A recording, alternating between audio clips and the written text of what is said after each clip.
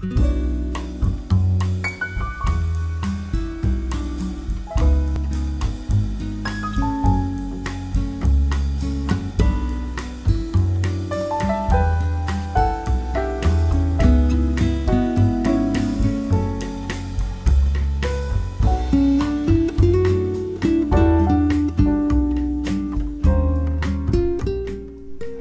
we're paying a visit to Lackford Lakes today.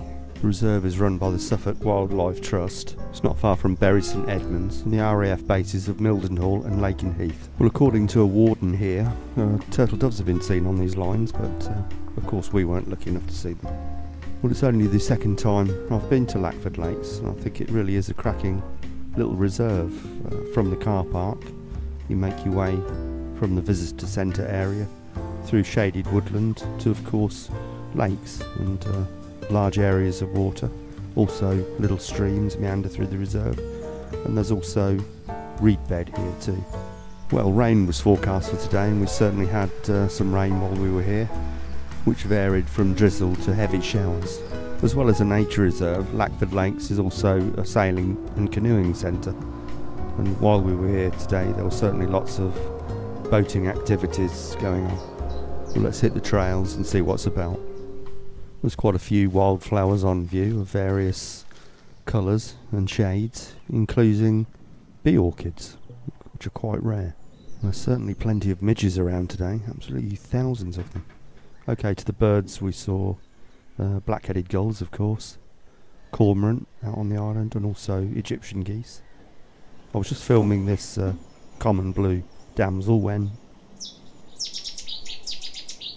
yes, the Chetty's warbler, which remained hidden in the bushes just in front of us, so still no footage. These are pochard. I think they're female, but they could also be males in eclipse plumage. Other ducks we saw were shell duck, both adult and juvenile.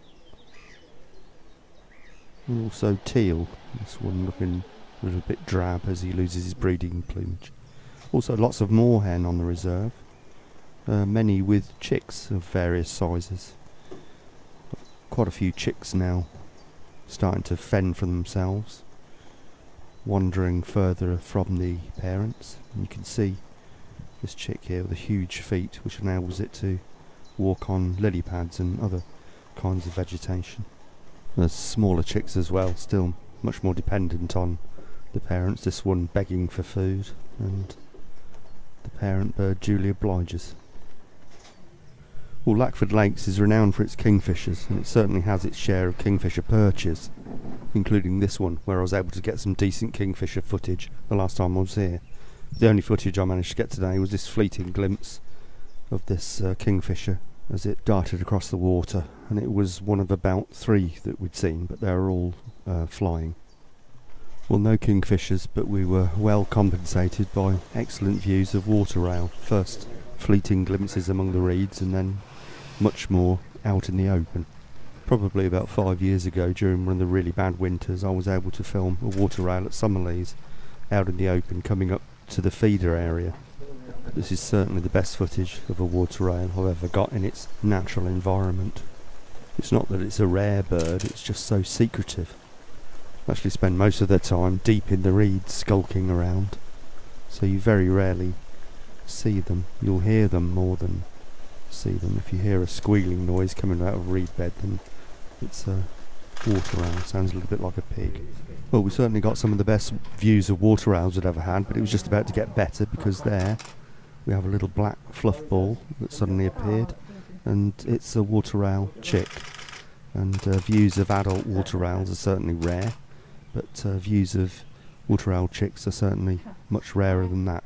And it's my first ever view of a water owl chick. Absolutely brilliant, and I'll leave you with that.